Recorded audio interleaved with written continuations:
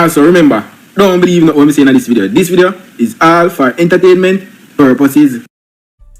Alright, so it's your brother Bolo V&R, and you know, I just got some information in regards to Nigel Clarke. I was told to look it up. I was not aware that he had a charity. So, you know, what this is saying to me is I don't even know what I'm getting into right now. So let's read. Remember to like, share, and subscribe.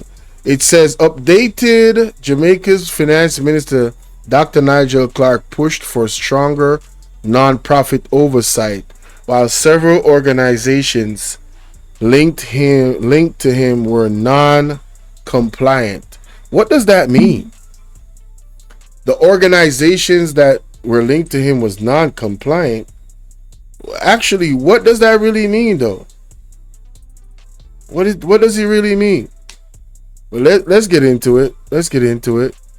Well, this picture. Wow. Okay. Okay. A photo taken from Nigel Clarke's page on X, December 6, 2023, as he congratulated members of the Jamaica Anti-Money Laundering Committee on being compliant with 37 of 40 FATF recommendations. For the past several years, Jamaica Finance Minister Dr. Clarke has been the ministerial point person on addressing deficiencies in the nation's anti-money laundering counter-terrorism finance regime. It's all an attempt to comply with 40 recommendations that were imposed by the global standards setter for money laundering and terrorist financing rules. Financial Action Task. I never even knew this. The FATF is the Financial Action Task Force, which called Jamaica on its international gray list in February 2020. So the gray list must not be good. One of the deficiencies he's been addressing, there we go. One of the deficiencies that he's been addressing is supervision of the non-profit sector. Delinquent non-profit. Nigel Clarke. Wow, okay. The regional arm of the FATF called the Caribbean Financial Action Task Force, CFATF, which monitors the progress of regional countries, found that although Jamaica had a legal framework for registering and obtaining information from a non-profit, the system was not risk-based, which means that it didn't implement enhanced measures for charities that are vulnerable to financial crimes like terrorist financing. Wow. But while pushing for stronger oversight of a charitable organization, several non-profits linked to Dr. Nigel Clarke were delinquent on their filings at the nation's regulatory bodies for multiple years.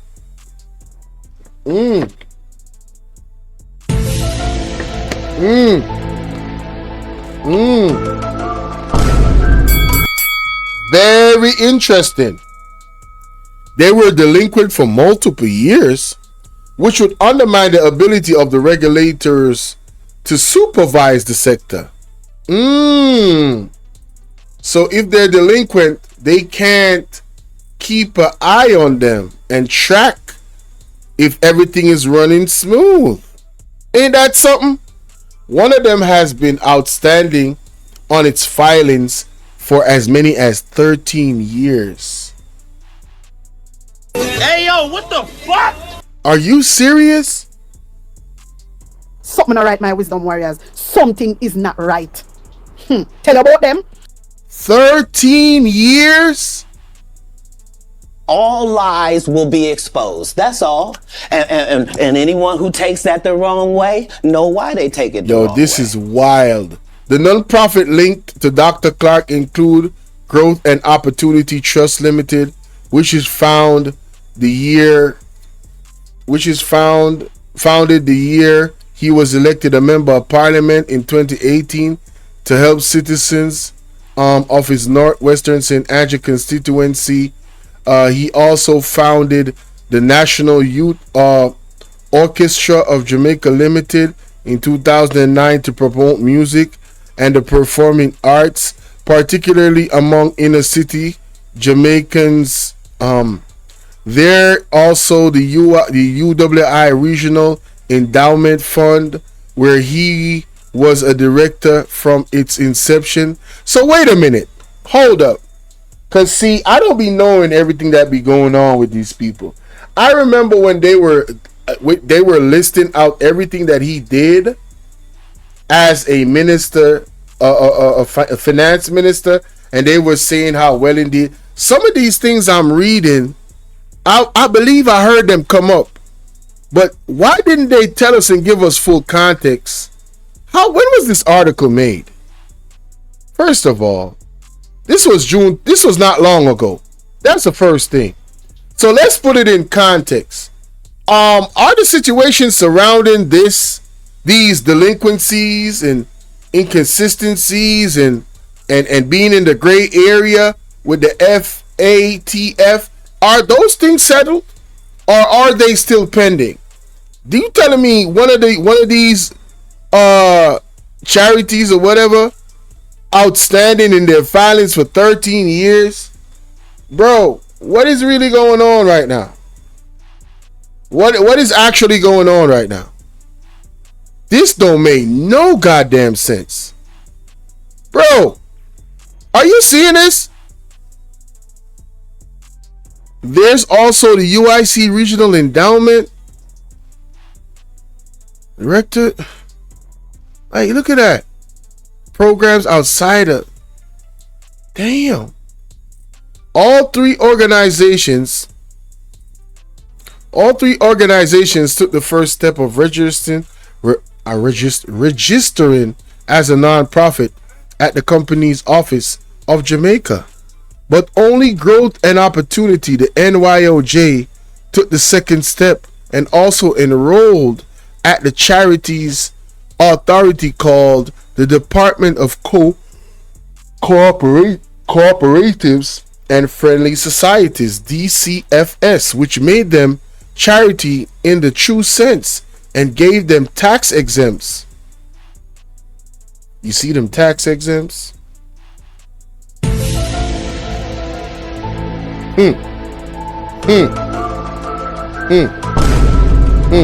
Them goddamn tax exempts, boy. I'm gonna leave it at that. UWIREF is merely a company with a charitable purpose. With each registration at each government entity, annual returns and financial statements have been filed each year. Plus, a tax return must be submitted to the Tax Administration of Jamaica. But when 18 Degree North, that's the name, okay, checked at the company's office in summer of 2022, Growth and Opportunities have never made a filing there since its inception in 2018. So the one that he made in 2018, they never made a filing. So wait a minute, this is 2024 that they're actually saying this. So would they still not made a filing? They have not? And I'm asking the question because I don't know. And if they haven't, that is actually wild and insane. Annual returns for the NYOJ were outstanding for 9 years, from 2013 to 2021, and no financials were on file. The UWIREF had not filed any annual return there since 2020. Its last recorded financial statement was 2018. Sheesh. Look at that. None. 28. What? At the check made in January 2023 revealed that the Growth and Opportunity had only that month filed its 2021 returns, which would have been after the 18 North had made contact with Dr. Clarke about the delinquencies. The last so wait a minute.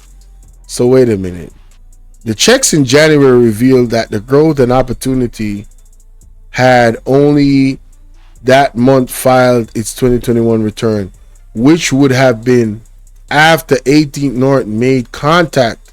So they had to make contact with Dr. Clarke for that filing to be made, according to this. That's what I'm understanding. The last set of returns on the file for the NYOJ were for 2016. The DCFS said the NOJ's registration had lapsed. Lapsed? What does that mean?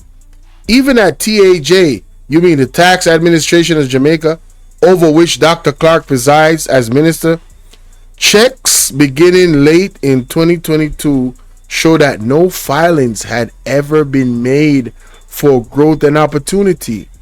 We weren't able to get information on the UWIREF or the NYOJ from that department, which belatedly cited privacy. Oh, that's the caveat they're using. The caveat they're using is not revealing who is putting money into wherever. I heard Hot Off the Press talk about it a lot. I did. Let me see what y'all saying in the chat. Subscribe to 18 Degree North investigations. Criminals in clean clothes. Damn.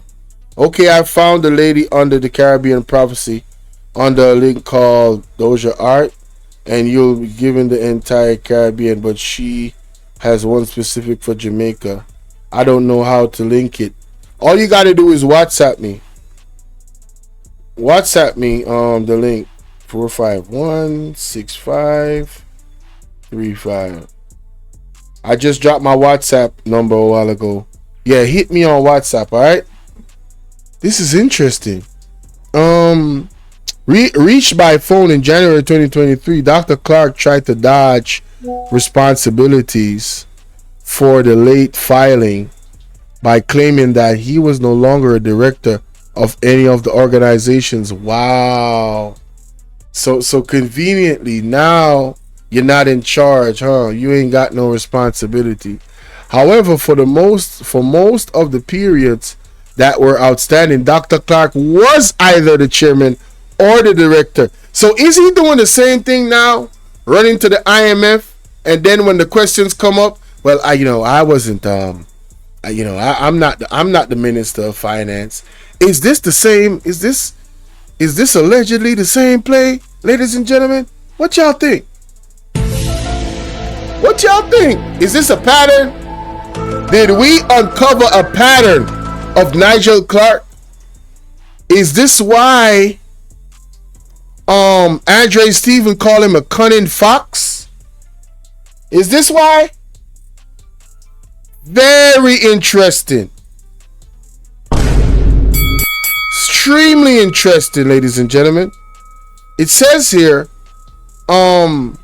additionally, for Growth and Opportunity Trust, while company documents confirm that Dr. Clarke ceased being a director effectively February 2020, 2 months later in April 20, while standing on the stage with the Prime Minister Andrew Holness, he still referred to it as our and then my foundation on national television. Oh my God. Embarrassing. You ain't got to lie, Craig. You ain't got to lie. Ain't nobody lying. All lies will be exposed. That's all. And anyone who takes that the wrong way know why they take it the wrong way.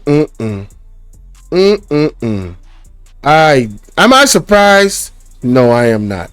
Something not right, my wisdom warriors. Something is I'm not not. right. I'm not. Tell about them. I'm not. It says right here that On national television, he pledged Jamaicans equivalent of US $2,000 to C19 telethon. Dr. Clarke clarified to 18 North in another conversation on June 22 that the use of the word "our" was a mistake. Stop the cap. Stop the cap right now. Stop the cap. No bullshit. And the PM has nothing to do with the Growth and Opportunity Trust. Hey, who man is this? Oh, man, is this?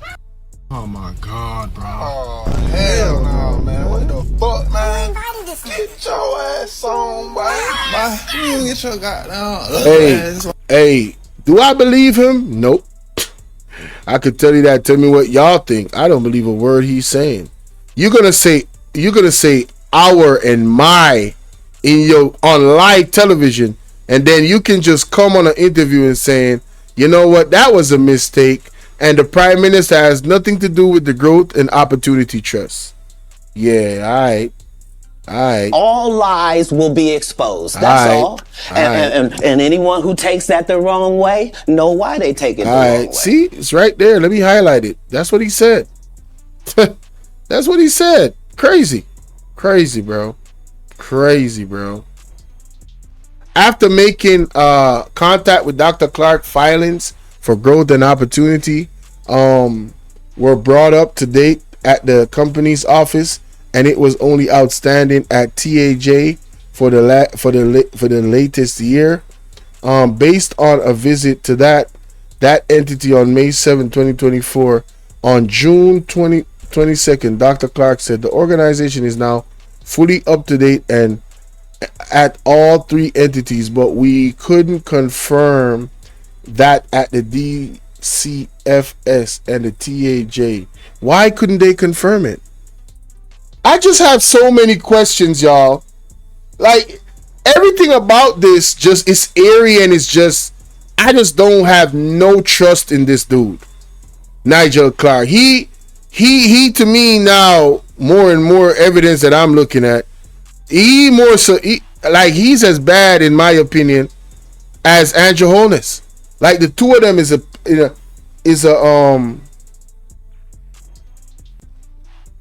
the voiceovers in the background is so funny. Yeah. Oh man, listen. The UWI filed some of the required paperwork at company's office, but filings are still outstanding for 3 years. And even though Dr. Clarke said he discontinued his service more than a decade ago, the entity conceded to 18 North in January 2023 that it had been operating on a premise that Dr. Clarke was no longer a director. The paperwork it filed with the company's office in March 2023, removing him as a director, was effective February 1st, 2022. A much more recent date.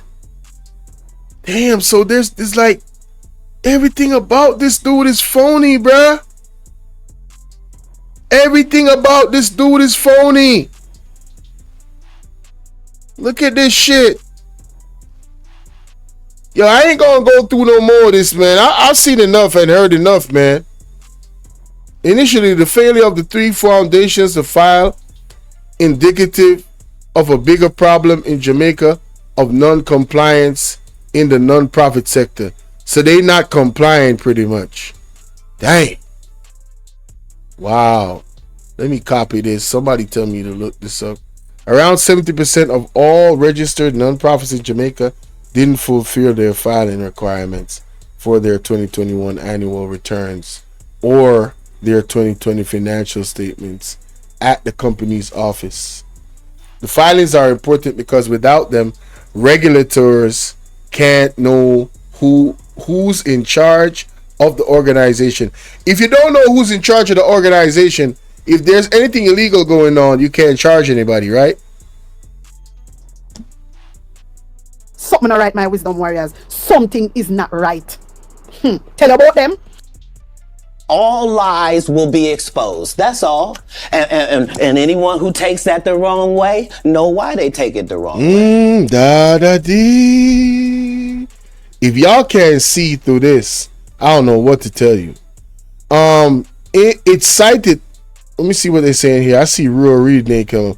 After a national review of the mechanism of Jamaica had in place for detecting financial crimes, the regulating report in 2021, known as the National Risk Assessment, found that although the country's nonprofit sector had a low risk of terrorism financing, money laundering was more of a concern. So they're not too worried about the terrorism finances, they're worried about the money laundering. It cited a case widely believed to be, hey, I got you. It cited a case that widely believed to be that of Jamaica's formerly Minister of Education, Rural Reed, though he was not named, who is accused of diverting over $50 million of public funds for his personal use through a variety of schemes, including a non-profit organization established by his wife and daughter. They have all been criminally charged with corruption related to offense, along with two others. Checks by 18 North in January, right here, revealed that the charity and the Education and the Health Foundation had never made any filings at the company's office, the DCF, nor at the TAJ since its inception in 2017. Attorney Carolyn Chuck declined to comment, claiming the case is sub judice. What does that mean? Oh, which means that the case is currently before the court. Okay. They haven't, okay. Charity regulations pass. The NAR stated that the investigation and ongoing prosecution of this case highlights the importance of effective due diligence, tracking, recording, and analysis of annual filings with the supervisory authority and risk-based supervisory review. Since then, in December 2020, the Jamaica Parliament, guided in part by Dr. Clarke, passed a charity regulation which introduced risk-based supervision to guard against not just terrorism financing, as the FATF wanted, but also against money laundering, which Jamaican regulators deemed a bigger risk for local charities. So, you know they say in Jamaica you give puss butter for carry. How is Nigel Clarke, the Minister of Finance, and his own organizations or quote-unquote former charities that he ran and directed, right?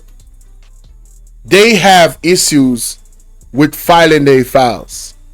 He's the one that's going to put the right policy in place to make sure that money laundering doesn't happen.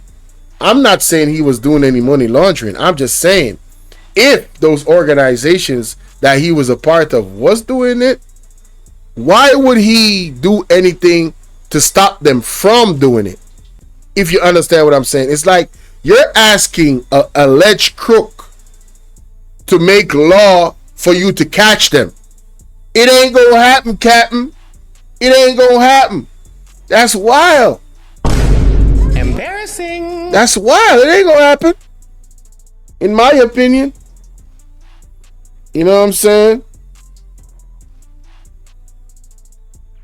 I'm looking at the chat. Okay. Yo, I'm gonna drop the link for this particular article for those that like to read. Yeah, you go ahead and you check that out. All right? And let me know what y'all think. from what I read in this particular situation. Remember to like, share, and subscribe. All right. Lord have mercy.